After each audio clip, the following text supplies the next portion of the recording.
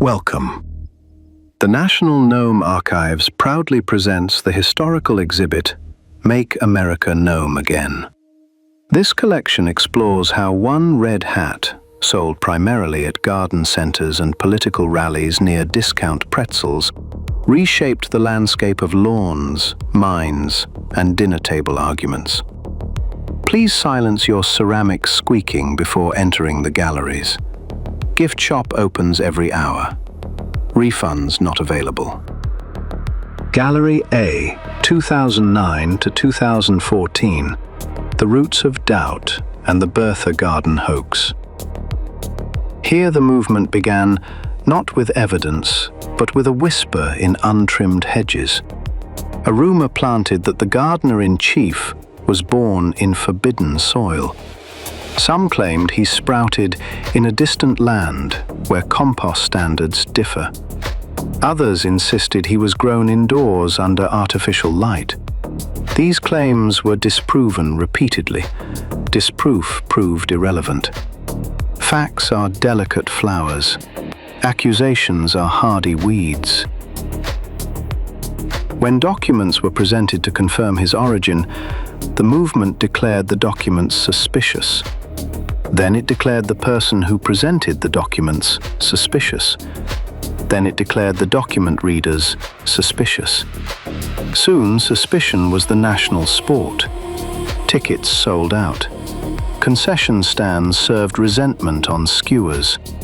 Public gatherings formed at garden fences and community mulch piles. Gnomes demanded to see certificates of soil. When shown, they demanded the longer version.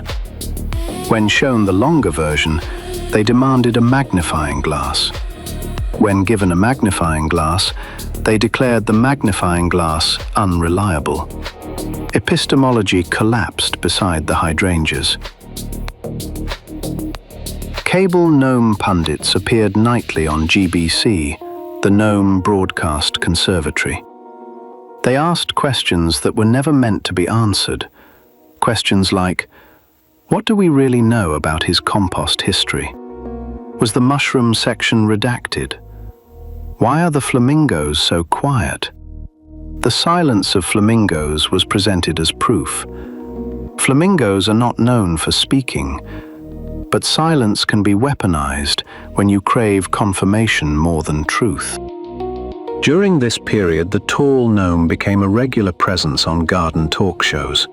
He spoke confidently of things he had not researched. Confidence is louder than competence. The host nodded along. Nodding is easier than challenging, creates fewer awkward pauses. City councils received petitions demanding the gardener be uprooted on the grounds of shrub fraud. Legal experts pointed out there was no such crime. The petitioners responded by creating the crime retroactively.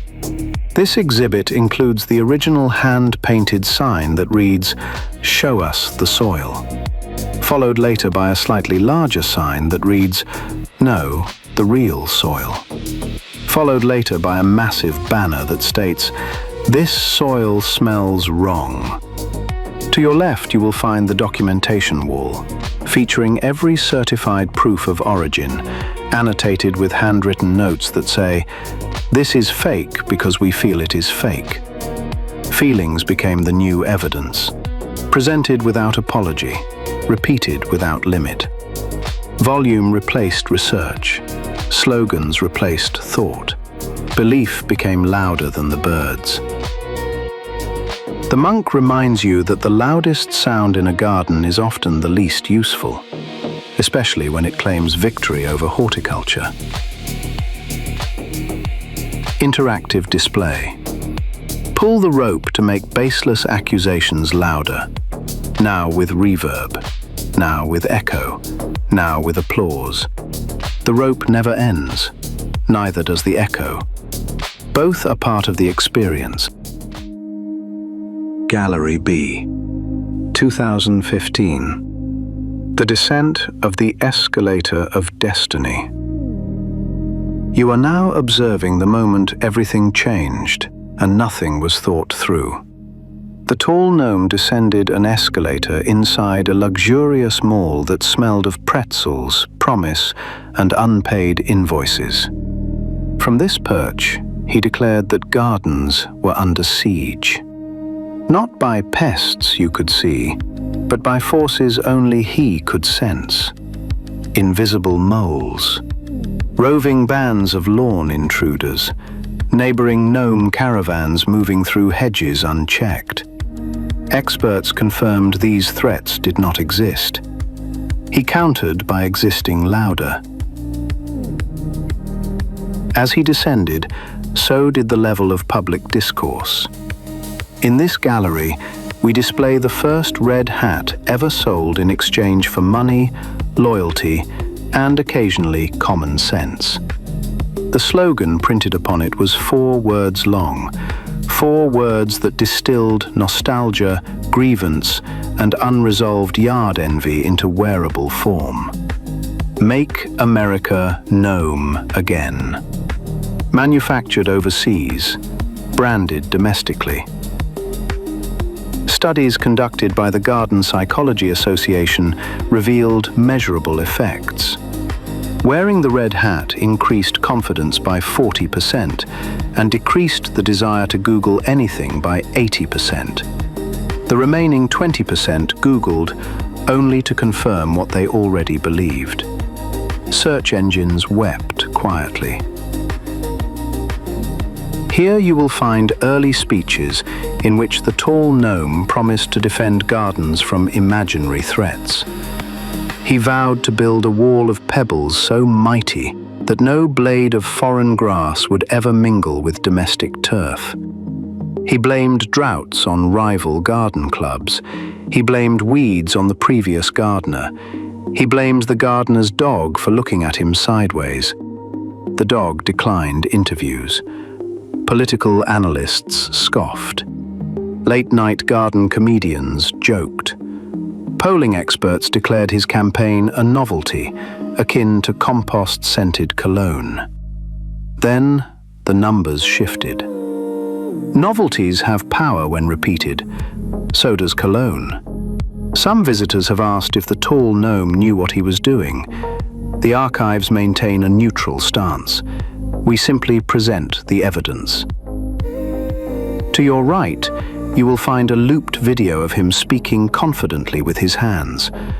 Often the hands made more sense than the words. The monk notes that escalators only go 2 ways, up or down. History reveals which direction this one traveled. Try one on. Place a red hat upon your head. Feel the rush of certainty unburdened by facts. Now, remove it immediately. Security is watching, and security is also wearing hats. Their certainty is permanent. Gallery C, 2016, Triumph and Election, Shock and Awe. You are now entering a scene reconstructed from the night the nation blinked slowly and asked, "Wait, what just happened in the garden?" In this dramatic diorama, we display overturned picnic tables, spilled potato salad, and bewildered flamingos caught mid-stare. Their confusion is historically accurate. Their silence is contractual. Observe the map on the wall. Regions of the garden that were once thought immune to red hat influence began glowing like lawn ornaments hit with a sudden spotlight. Pundits played with their touch screens. They zoomed in, they zoomed out, they circled patches of lawn with concern. The touchscreen offered no comfort. Audio plays faint shouting in the distance, celebration or terror, often indistinguishable. The tall gnome claimed victory from a modest stage beside murky water features. He declared it the greatest win in gardening history. He measured success not in percentage points, but in applause volume and souvenir sales. Both were robust. Meanwhile, garden experts predicted swift correction. They assured the public that this was a temporary fungal bloom. They underestimated the soil conditions. They underestimated everything.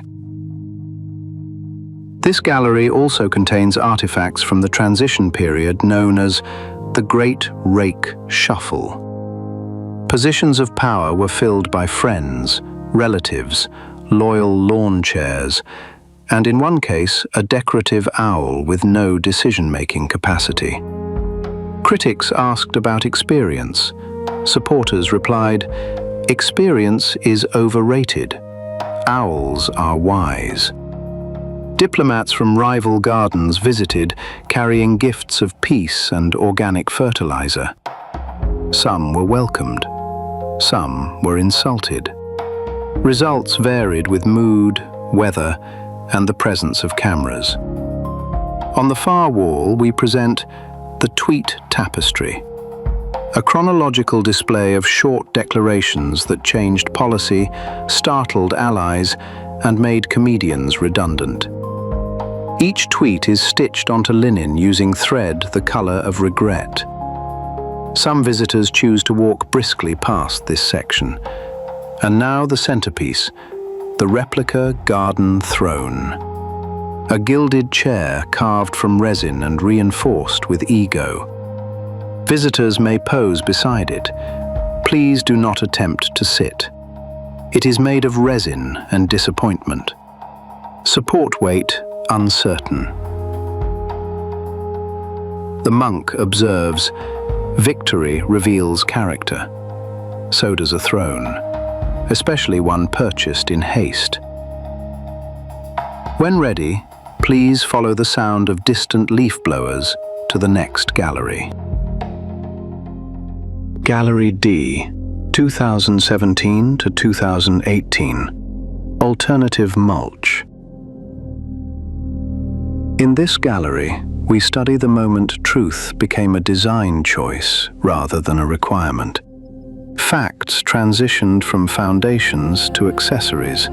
They were displayed like ceramic butterflies on wire, attractive, optional, not flight capable.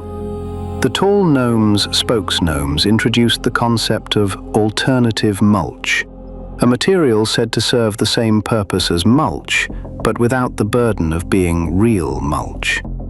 Critics pointed out that alternative mulch was just shredded paper with confidence issues.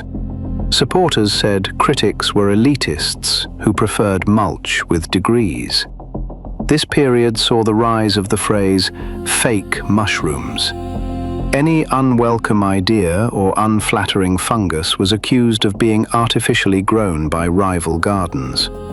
Entire networks dedicated themselves to pointing out mushrooms and shouting, "Fake!"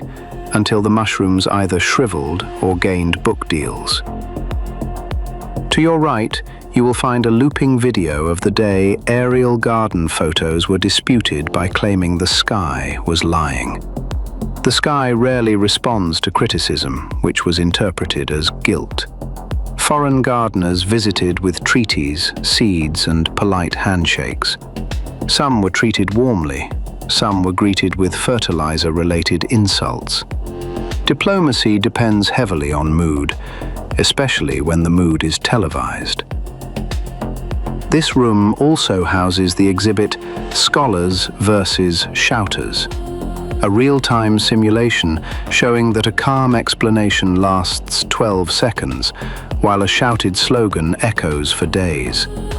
The echo becomes memory. Memory becomes belief. Belief becomes policy.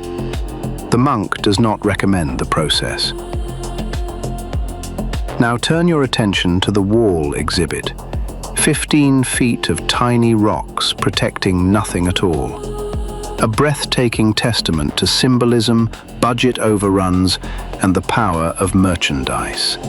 Construction began without plans, funding, or a clear understanding of gravity.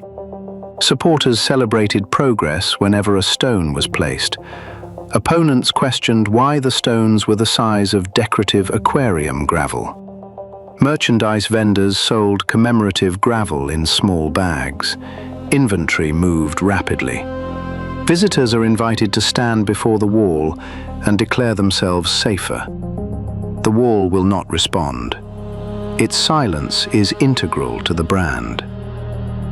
Behind glass rests the executive Sharpie exhibit, a demonstration of how borders, hurricanes, and basic geography were redrawn using permanent marker. When maps protested, they were fired. Reality attempted to intervene from time to time. Reality was escorted out by security. The monk reminds us, mulch should enrich the soil, not replace it with something that blows away in the wind and sets off allergies. When you are ready to continue, follow the faint sound of denial drifting down the corridor. Gallery E, 2020, Fungus and the Plague. Welcome to the year the garden stopped, but the noise did not. This somber hallway is lined with toppled lawn chairs, abandoned coolers, and unopened packets of heirloom seeds that never met soil. A visual record of a nation locked indoors, battling fungus, uncertainty, and the sudden belief that everyone should learn bread making. The tall gnome initially dismissed the fungus as nothing more than a seasonal spore. Soon after, he declared it a hoax seeded by rival gardeners. Then a problem that would disappear like dew by spring. The dew left, the fungus remained. Daily briefings were held beside graphs that resembled roller coasters built by amateurs. Numbers rose, numbers fell. Numbers were questioned. Sharpies were investigated. Face coverings became a political statement. Some wore masks to prevent spread. Some refused masks to prevent surrender. Others cut eye holes in pumpkins, believing this solved everything. It solved nothing except loneliness. Supplies vanished from shelves. Hand sanitizer became liquid gold. Toilet paper achieved cult status. Paper towels were hoarded like medieval treasure.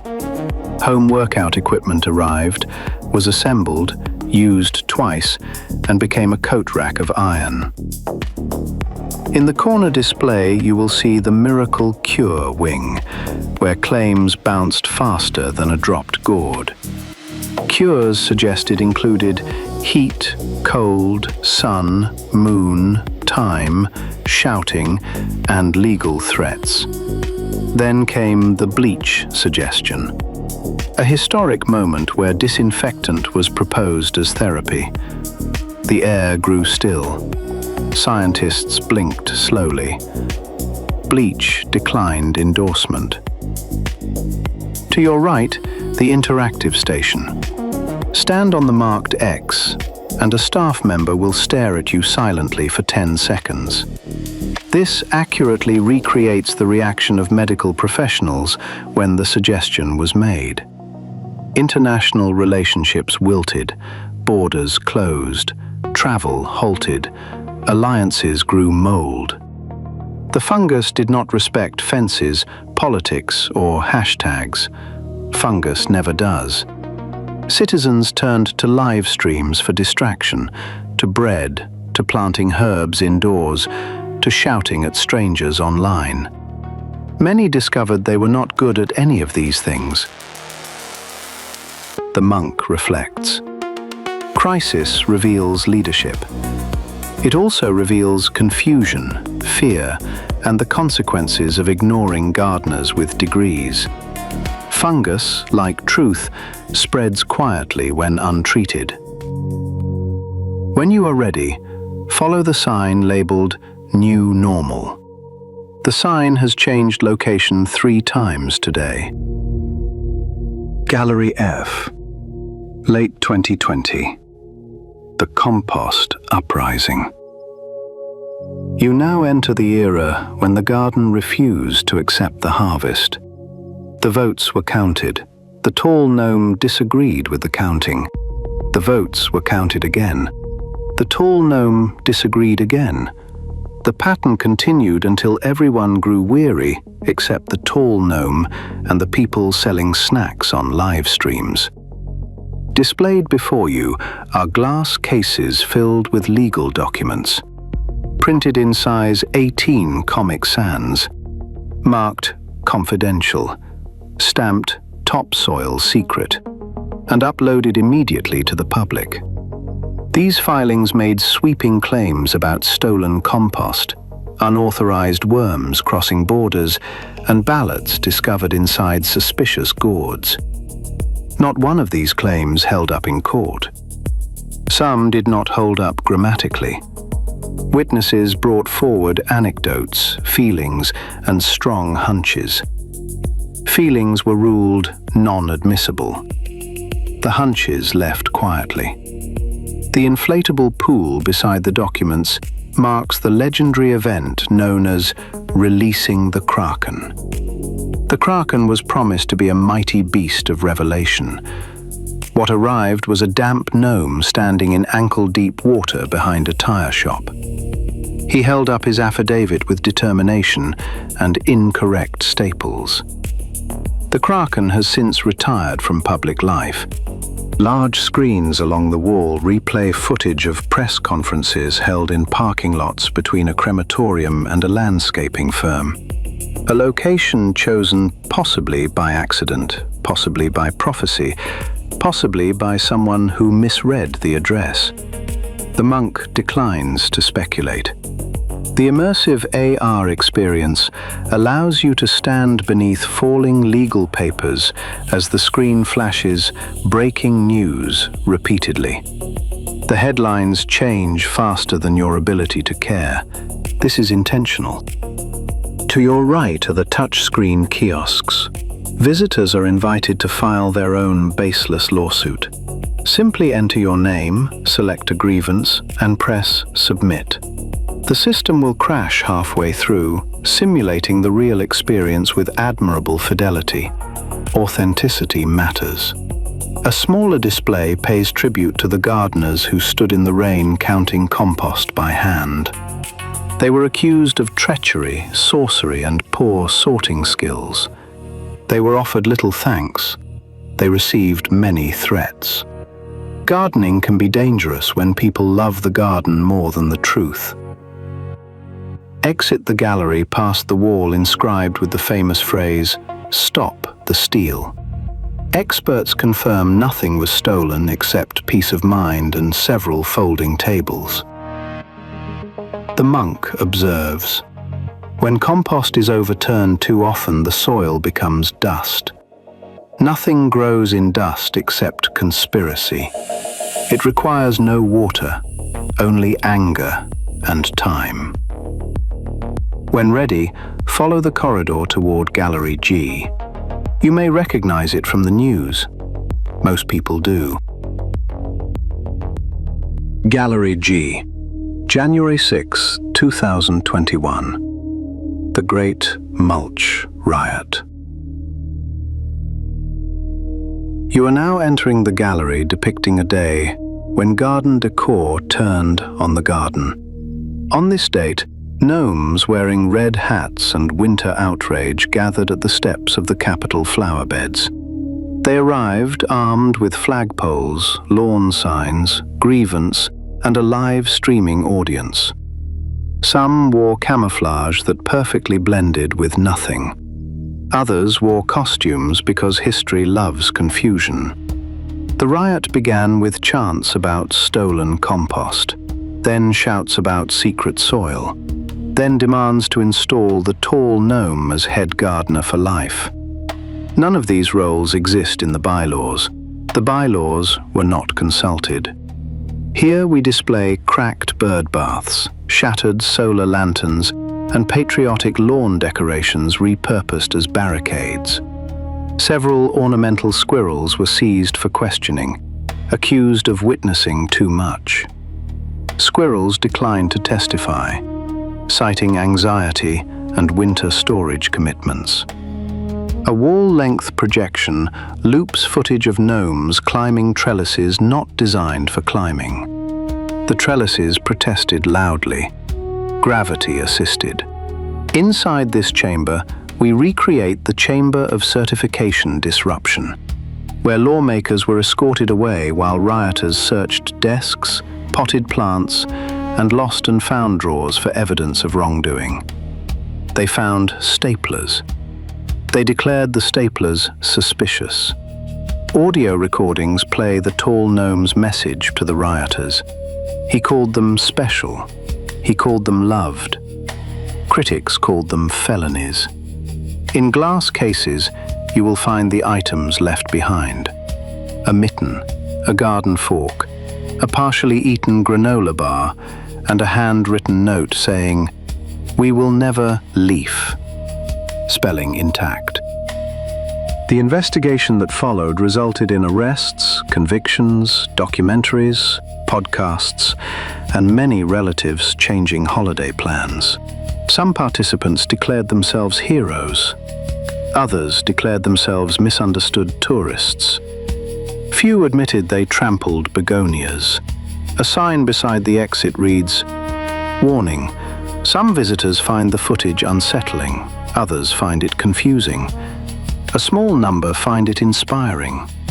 Museum security is aware.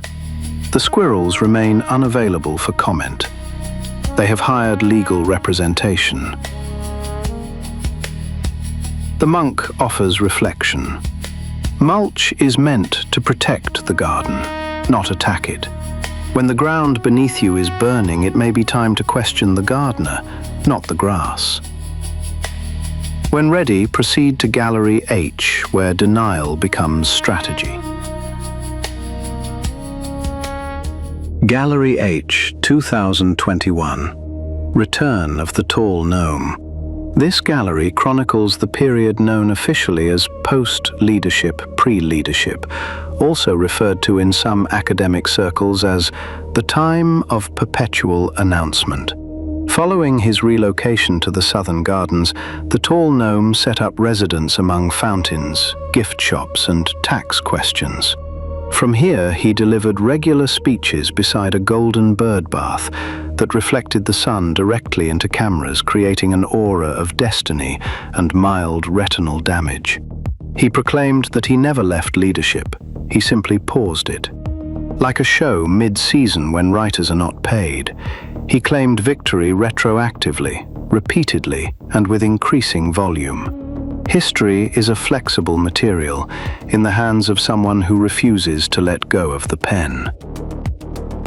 A multimedia installation on the central wall layers every rally speech on top of itself.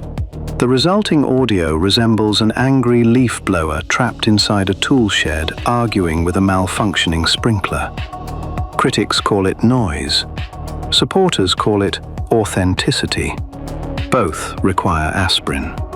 To your left stands the wall of fundraising emails, printed life-size and illuminated dramatically. Each begins with urgent greeting, emotional preamble, financial request, deadline, revised deadline, and extended deadline. Visitors may attempt to unsubscribe using the kiosk provided. Failure is guaranteed. The museum has attempted 13 times. Results consistent. This era also marks the rise of golden object worship. To commemorate speeches and endorsement announcements, various objects including sneakers, coins, and collectible garden gloves were painted gold. Gold was chosen for its reflective properties. It reflects light, wealth, and criticism.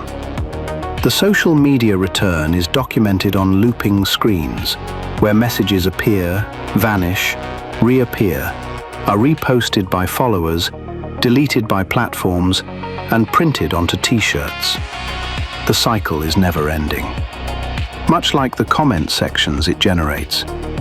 In the "Never Surrender but Available for Plea Negotiation" alcove, you will find mugshots reproduced as fine art prints. Various expressions range from defiant to misunderstood to slightly bored. Gift shop sells magnets. Foreign garden leaders continued to visit. Some smiled. Some kept receipts. International diplomacy thrives on ambiguity and photo filters. Political opponents were given nicknames that spread through the gardens like invasive ivy. Nicknames were crafted with the precision of a chainsaw, effective but seldom elegant. Meanwhile, loyal gnomes hosted Stop the Mow rallies, protesting imaginary initiatives to remove lawns permanently. Facts were provided, facts were rejected. The monk reflects. A leader who claims to never have left is often more interested in the throne than the garden. The garden knows this. The soil remembers. When you are ready, continue to Gallery I, where imaginary crime becomes official policy. Gallery I. Founding of ICE, the Imaginary Crime Enforcement Brigade. Welcome to the security wing of the exhibit, though security remains theoretical. The tall gnome, concerned about threats both visible and invisible, announced the creation of the gnome Imaginary Crime Enforcement Brigade, known by its dramatic acronym ICE, a name chosen because it sounded cold, firm, and slightly intimidating. Perfect for a unit built entirely on speculation. The purpose of ICE was to detect crimes that had not occurred, might never occur, and in certain scenarios could not physically occur due to physics. Physics, of course, filed a complaint. The complaint was lost. The recruitment process was innovative. Applicants needed loyalty, imagination, and a level of expertise low enough not to interfere with the imagination part. Training included shouting confidently, pointing at clouds suspiciously, and filling out paperwork with circular logic. The brigade uniform consists of a red hat indicating authority, a tactical mask, cargo shorts with pockets for evidence that may never materialize, and an expression best described as, "I know something I do not know." Badges were optional, belief mandatory. ICE patrols began immediately. Their mission: stop imaginary caravans of ceramic figures crossing garden borders armed with lawn tools. Surveillance footage revealed no caravans. Brigade leadership declared this proof of success. Absence became evidence. Silence became confession. Rumors circulated that rival garden gnome populations were infiltrating neighborhoods disguised as solar lanterns. ICE conducted raids, confiscated lights. Neighborhoods grew darker. Nothing improved. A subsection called Thought Weed Division was formed to locate weeds before they sprouted. This resulted in arresting soil. The gallery display on your right features an interactive bulletin board titled, "If you see something that could be something, say something anyway." Visitors can pin accusations, theories, and doodles. All are investigated with equal fervor. The simulation zone invites you to report an imaginary crime. Press the button. Declare that someone somewhere might be planning something somehow. Watch as an entire squad responds to absolutely nothing. Their response times are incredibly fast. Achieving nothing is faster than you think. To your left, a looping slideshow titled, "Imaginary Criminals We Nearly Caught." All silhouettes. All unidentified. All celebrated. The monk notes, "The danger with imaginary enemies is not that they exist. It is that while chasing shadows, we often fail to notice the real dangers sitting on our own lawn." When ready, proceed to Gallery J, where imaginary wars become real merchandise. Gallery J. Wars of the mind and conflicts declared without geography. In this gallery, we explore the era when battles required no battlefields and victories required no victories. Conflicts were declared with passion, merchandise, and limited research. The tall gnome announced a series of wars against forces that were never enemies. There was the war on wokeness, a phrase that meant everything and nothing, depending on the hat worn. The public asked for definitions. Definitions were refused. Ambiguity served the cause. Then came the war on books. Some books were removed from public gardens for containing dangerous ideas such as empathy, history, and accurate diagrams. Other books were banned because they mentioned flowers that bloom in different colors. Too symbolic. Following this, the tall gnome stood boldly against the scourge of kitchen appliances. The war on stoves was waged through speeches warning that gas ranges were under threat. Not by regulation, but by the vague forces of change and concern for lungs. Manufacturers were startled. Consumers were baffled. Dinner continued. Most memorable was the war on windmills. Windmills were accused of crimes against birds, aesthetic purity, and patriotic sunsets. A slideshow depicts gnomes bravely confronting rotating blades armed with flags and questionable statistics. No windmills were harmed. Some birds were puzzled. The sky remained neutral. Archived campaign footage displays gnomes rallying in parking lots, chanting slogans so general they could be used as invitations, warnings, or inspirational posters. One popular chant simply said, "Stop it." Nobody knew what it was. This was considered strategic. A map on the central wall displays battle plans for conflicts fought exclusively online. Arrows indicate territory gained, such as 2 comment threads and half a Facebook page. Territory lost includes lifelong friendships, Thanksgiving invitations, and any chance of not being muted in the family chat.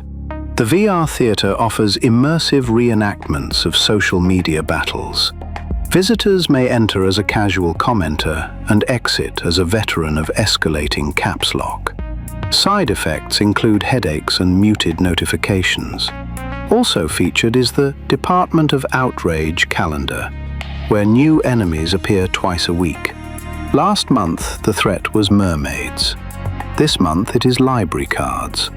Next month will be announced during prime time. The monk observes. Some wars are fought for land, some for resources, some for survival. Wars of the mind are fought so loudly that reason cannot be heard. When ready, bypass the comment section and proceed to Gallery K, where the present unfolds faster than the pamphlet can be updated. Gallery K, Trials, Appeals, and Emergency Merch Drops. You are now entering the gallery that updates more quickly than we can print disclaimers. Some exhibits were accurate 15 minutes ago, others aged during the walk from the last room. In the center stands the ticker of perpetual indictment, a glowing board displaying charges, appeals, delays, counter-delays, and statements declaring total exoneration preemptively. Numbers rise and fall like a malfunctioning sprinkler. The confetti cannon fires at every indictment, acquittal, overturned ruling, or press release claiming victory in all caps. Please shield your eyes. The confetti has sharp edges and sharper implications. To your left, the courtroom carousel, symbolizing the current legal schedule. Spin the wheel to see where the tall gnome must appear next. State court, federal court, civil court, or the court of public opinion. The last option spins longest. This room includes a display titled Witnesses Who Have Flipped, Dipped, Pleaded, or Fled. Portraits update automatically. Some fade, some return. One keeps changing hats. Scrolling monitors track statements made in the morning, corrected in the afternoon, denied by evening, and sold as t-shirts by night. Fact-checking interns have unionized and gone on strike for lack of sleep. Merchandise continues to evolve with the moment, "Make America Gnome Again Again." Stop the mow. Take back the patio. Build the wall, but smaller. Build the wall, but taller. King Wall. All hat variations are available in adult, child, garden statue, and fat twat sizes. A new limited edition hat reads, "I am the real gardener." This version costs more and comes with no additional benefits. Campaign rallies resemble variety shows now. There are musical interludes, scripture readings involving lawn maintenance, and moments where the tall gnome pauses mid-sentence to wonder aloud why nobody respects him enough. The audience cheers. Respect is replaced by volume once more. International alliances are rebuilt, broken, rebuilt again, or replaced with strongly worded posts during late-night hours. Foreign gardeners refresh their browsers nervously. Foreign policy speeches now occasionally include the phrase, "We will take that country if we want it." Cartographers are anxious. Borders are nervous. Globes are reviewing their return policies. This room also features a modern art installation titled "The Trial That May or May Not Exist Depending on Who is Speaking." The sculpture is made of legal folders, microphone cables, and expired subpoenas. It rotates slowly, like certainty. In the final alcove, you may record a video message pledging loyalty to a lawn ornament, refusing the validity of observable reality, or announcing your intent to move permanently to the woods and live among libertarian raccoons. The gnomes approve all three. The raccoons accept barter. Please pass through the gift shop before continuing. Items include ICE Junior Agent Activity Workbook. Color your own imaginary villains. Inflatable Pool Kraken Legal Kit. Includes papers and a loud voice. I declared war on appliances and all I got was this t-shirt. Sizes XS to XXL. Gnome size sold out. Museum members receive a discount and a complimentary look of concern from staff. Gallery L, the second harvest and re-election. You have reached the gallery many visitors insisted could not exist. It exists anyway, despite being loathed by half the garden, investigated by most of it, and contradicted daily by reality itself. The tall gnome is re-elected. The vote is certified. The protests are brief. The exhaustion is total. Some gnomes celebrate. Others stare silently at their lawns. A few quietly remove the flamingos and stop talking to neighbors forever. The tall gnome declares the result historic. He claims a mandate. He claims vindication. He claims everyone secretly agrees with him now. Disagreement is labeled sabotage. Silence is labeled consent. Immediately, the garden begins to change. Flower beds are uprooted not to grow anything new, but to punish those who tended them before. Regulations protecting soil, water, shade, and future harvests are stripped away in speeches framed as freedom. Freedom for whom remains unclear. Clarity is not the goal. Public resources are redirected toward personal fountains, private hedges, and ceremonial gravel paths bearing his name. Inspectors are dismissed, accountants resign. The gift shop expands. Former allies are rewarded. Former critics are targeted. Entire sections of the garden are declared enemies for having asked questions too early, too often, or with visible eyebrows. Laws are rewritten with the enthusiasm of revenge. Institutions are hollowed out and repainted gold. Experts are replaced by loyal lawn chairs. The chairs do not object. The tall gnome insists everything is finally working. The evidence is the suffering of those he dislikes. Their discomfort is presented as proof of success. Cruelty becomes policy shorthand. Gnomes cheer as long as someone else is hurting more than they are. Prices rise, services vanish. Water grows scarce. But hatred remains abundant and free. Some ask why nothing is improving.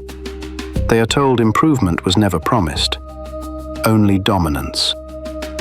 Screens in this gallery play side-by-side footage, campaign speeches about strength, executive orders benefiting friends, court rulings ignored, journalists removed, books burned quietly, and crowds applauding because someone else lost. A placard beneath reads, "They did not vote for a better garden. They voted to salt someone else's soil." In the center of the room stands the mirror of responsibility. It reflects the viewer wearing a red hat. Most visitors walk past quickly. The monk speaks softly here. Gnomes, like people, sometimes choose leaders not to lift themselves up, but to push others down. They mistake vengeance for justice. They confuse punishment with progress. They accept decay as long as it hurts the right targets. Gardens can survive neglect. They cannot survive spite. Please proceed to the next room in silence. Gallery M. The era of hard boots, cruelty, and indifference. This gallery documents the period when power stopped pretending to be confused and became openly mean.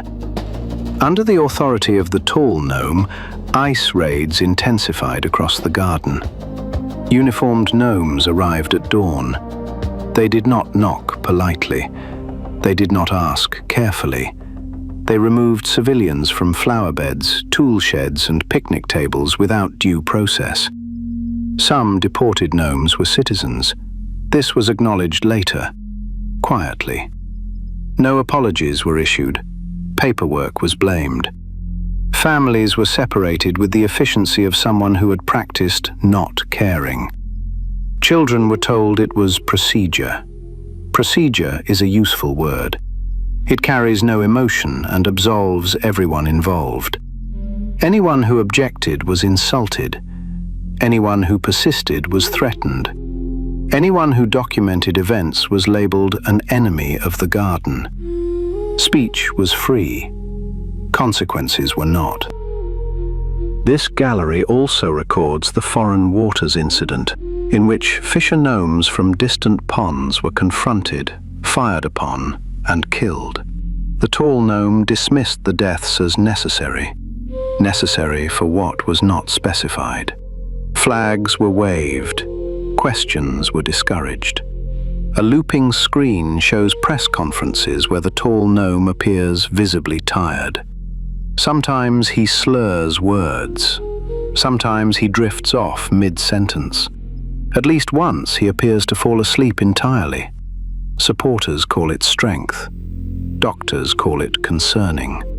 Neither are invited back. Healthcare protections were removed with speeches about efficiency. Clinics closed. Costs rose. The sick were told to work harder. Working harder did not cure them. Mass shootings occurred across the garden, schools, markets, festivals. Each time the tall gnome offered thoughts, prayers, shrugs, then moved on. In one display, you may hear him claim, "This is just the way it is." The phrase echoes longer than the gunfire. Internationally, the garden became a spectacle. Allies distanced themselves, enemies laughed. Neutral gardens updated travel warnings. Late-night hosts thanked him for job security. A world map shows diplomatic ties thinning like over-pruned vines. Pins fall out regularly. Staff replace them daily. The tall gnome insisted the garden was respected. Evidence suggests it was feared briefly, mocked frequently, and trusted never. At the center of the room stands the Ledger of Harm, listing policies enacted not to solve problems, but to cause pain to the correct groups. The ledger grows heavy. No one volunteers to carry it. The monk concludes quietly, power does not always roar. Sometimes it sneers. Sometimes it shrugs. Sometimes it yawns while others suffer. A garden led without compassion does not become strong. It becomes loud, brittle, and alone. Please move slowly toward the next gallery. This one lingers. Gallery N. The courts bend, and law as loyalty. This gallery records the moment when the rules stopped being rules and became suggestions issued by the loudest ornament. The tall gnome declared the courts corrupt. Not all courts, only the ones that disagreed with him. Judges who ruled in his favor were praised as brave patriots. Judges who did not were labeled traitors, hacks, or worse. Their names were repeated publicly. Repetition again served as threat. Prosecutors were accused of persecution. Juries were accused of sabotage. Verdicts were rejected before being delivered. Appeals were declared victories regardless of outcome. Loss was rebranded as delay. Delay was sold as strategy. In this room, a timeline shows simultaneous statements made on the same day. The system is rigged. I will obey the law. The judges are criminals. I respect the courts. All spoken with equal sincerity. Consistency was not attempted. Supporters were instructed to view every ruling through a single lens. If it helps the tall gnome, it is justice. If it does not, it is corruption. This rule required no legal training, only loyalty. Glass cases display proposed punishments for political enemies, journalists, opponents, former allies, entire institutions. Imprisonment was discussed casually. Due process was described as optional. The word retribution appears often. It is underlined. In recorded speeches, the tall gnome promises pardons in advance. Not for crimes proven, for crimes anticipated. The promise of forgiveness became a recruitment tool. Commit first, be absolved later. Legal scholars warned that this rhetoric endangered the foundation of the garden. They were dismissed as elitists who liked rules too much. Rules were reframed as obstacles. Obstacles are for removal. A central installation titled The Scales of Justice shows one side weighed down with loyalty and the other side empty. The scales do not move. This is intentional. Visitors may listen to audio of crowds chanting against courts, judges, and juries. None of the chanters can explain the charges involved. Explanation is not required for anger to function. The monk reflects quietly here. When law bends to loyalty, it does not snap immediately. It warps, it creaks. It teaches everyone watching that power matters more than principle. Once learned, this lesson is difficult to unlearn, especially by those who benefit from it. Please proceed to Gallery O, where bending becomes replacement. Gallery O, Competence Removed for Reliability. This gallery documents the moment expertise became a liability. The tall gnome announced that the garden had been sabotaged from within, not by enemies at the gate, but by gardeners who understood how things worked. civil servants, scientists, inspectors, accountants, people who read manuals. They were labeled disloyal. Disloyal for questioning orders, disloyal for citing data, disloyal for pointing out consequences. Disloyalty became defined as remembering how systems function. A new doctrine was introduced: loyalty first, competence optional, silence preferred. This gallery contains the Schedule Gnome Registry, a proposed reclassification system allowing tens of thousands of experienced workers to be fired and replaced without cause. The replacements would be chosen not for skill, but for obedience. Obedience is faster to train. Agency walls were stripped of charts, safeguards, and warning labels. Oversight committees were dissolved or ignored. Inspectors general were dismissed mid-investigation. Their reports vanished into drawers labeled pending. In one display, visitors can watch a simulation of an emergency response staffed entirely by loyalists. The response is immediate. The response is confident. The response is wrong. Entire departments were hollowed out and repainted gold. Environmental protections were rolled back because trees do not donate. Consumer protections were removed because consumers complain. Labor protections were weakened because labor remembers numbers. Experts testified. They were mocked. They resigned. Their positions were filled by friends, relatives, donors, and people who smiled on cue. A wall of resignation letters stretches the length of the room. Some are polite. Some are furious. Some are one sentence long. All end the same way: I can no longer do this. The tall gnome reassured the public that nothing would break. Then things broke. He blamed the people he had just fired. This logic proved reusable. Institutions once designed to serve the garden were repurposed to serve the tall gnome personally. Budgets followed loyalty. Punishments followed criticism. Neutrality ceased to exist.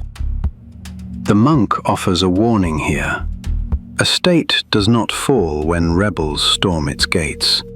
It falls when those who know how to keep it running are removed quietly and replaced by those who do not care if it burns. Please continue to Gallery P, where loyalty is no longer enforced quietly, but celebrated openly. Gallery P, the cult of he alone. This gallery marks the moment the movement stops pretending to be political. The tall gnome declares that only he can fix the garden, not the soil, not the gardeners, not the institutions, only him. This statement is repeated until it no longer sounds strange. Supporters stop defending policies. They begin defending the person.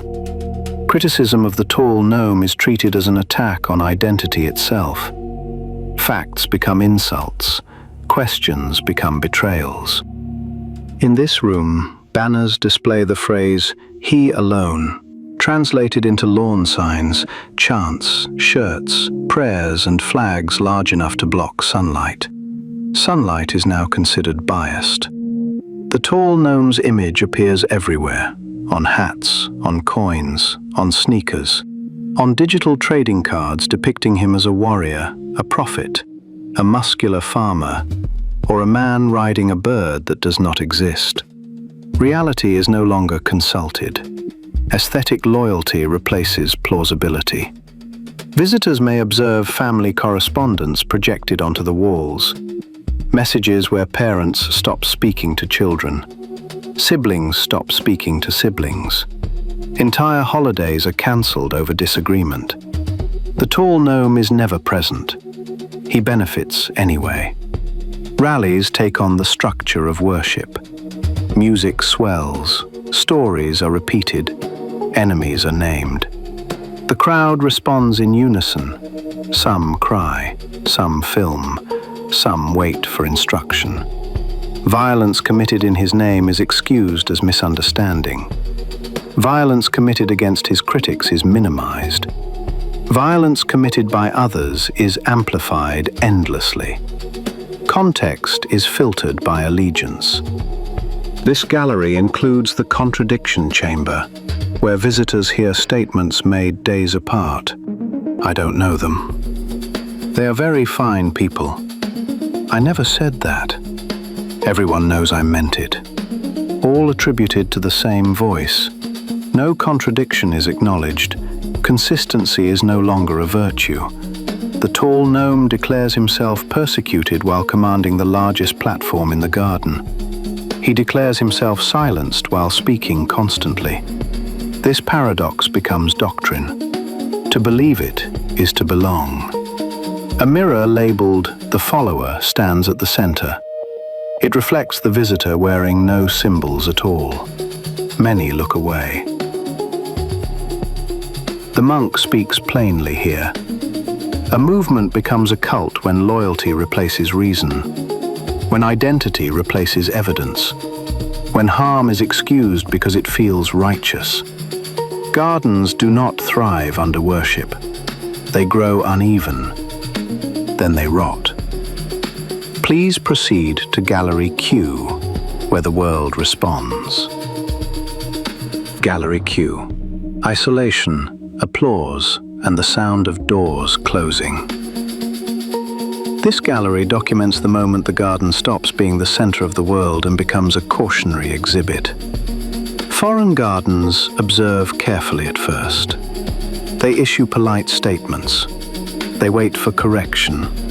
Correction does not arrive. The tall gnome addresses international gatherings and praises strongmen who rule their gardens with fists, fences, and prisons. He insults long-standing allies publicly. He praises adversaries privately and loudly. Diplomacy becomes a loyalty test conducted on live broadcast. Treaties are questioned. Alliances are called unfair. Defense agreements are treated like gym memberships he forgot to cancel.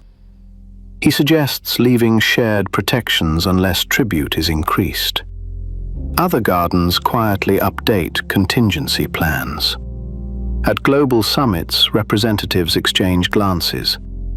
Some smile politely. Some check their phones.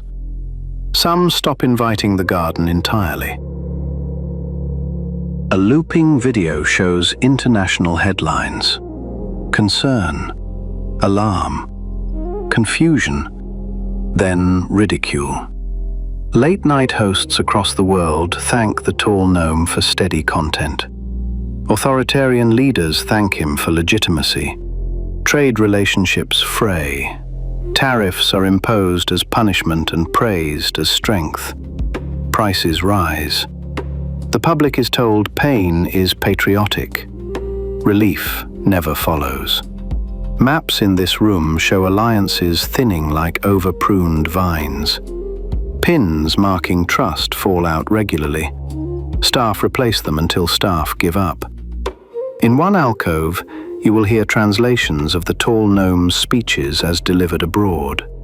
Stripped of familiar accents and slogans, the words sound harsher, cruder, more naked. Visitors often linger here longer than expected. Journalists note the shift.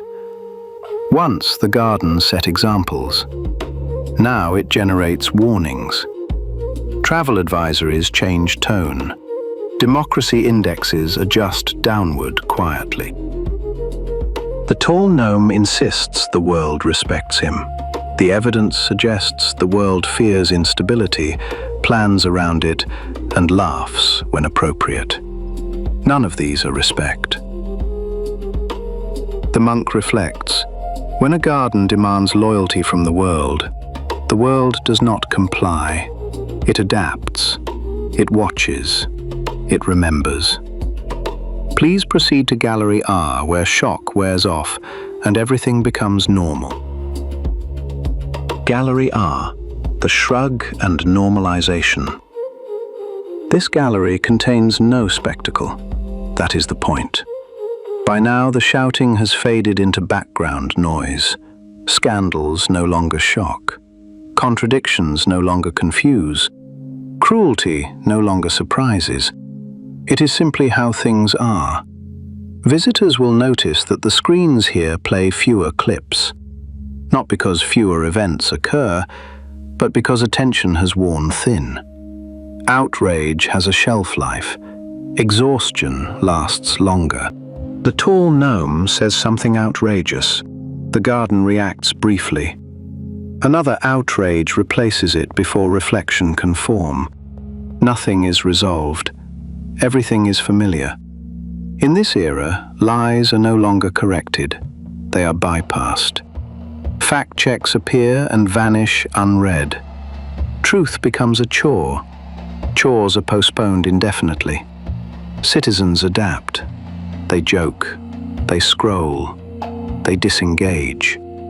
Some say they no longer follow the news. Others say they follow it constantly but feel nothing. This room displays everyday moments. A family dinner where politics is avoided. A school meeting where questions go unanswered. A workplace where rules change weekly. A headline that should terrify but does not. Each is framed in soft lighting. Nothing dramatic, just acceptance. A placard reads, "I am tired," but it does not matter. This sentence appears in hundreds of variations across the walls. The tall gnome benefits most from this phase. Resistance requires energy. Normalization requires none. In a small display case sits the last red line labeled "moved," then moved again, then forgotten. The monk speaks gently here. Authoritarianism does not arrive only with boots and banners. It arrives when people stop reacting, when injustice becomes routine, when the abnormal feels ordinary. Gardens do not die in storms alone. They die in droughts, slow, quiet, unnoticed until nothing grows. Please proceed to the final gallery. It contains no history, only you. Final gallery, the mirror and responsibility. This gallery contains no artifacts, no slogans, no hats, no recordings, only reflection. As you enter, the lights soften and the noise from previous rooms fades. There is nothing to chant against here, nothing to cheer, nothing to blame. A full-length mirror stands at the center. It does not distort. It does not flatter. It does not accuse. It simply reflects the visitor as they are. Around the walls are faint projections, moments you may recognize, scrolling past something important, laughing when it felt safer than speaking, saying, "This is not my problem," waiting for someone else to act, assuming it will all work out somehow. No names appear, no parties are listed, no excuses are offered. A small plaque beneath the mirror reads, "You were here for all of it." Not as a villain, not as a hero, as a participant, as a witness, as someone who had choices even when they felt small. At the far end of the room is a simple desk. On it are blank cards, as the future of the garden remains unwritten. Pens are available near the exit, so are erasers. Choose carefully. The monk offers the final reflection. Gardens do not belong to leaders. They belong to those who tend them, or neglect them, or walk past them while telling themselves it is too late. It is never too late to pull weeds. It is only too late when no one tries. There is no gift shop here, no merchandise, only an exit door. It opens easily.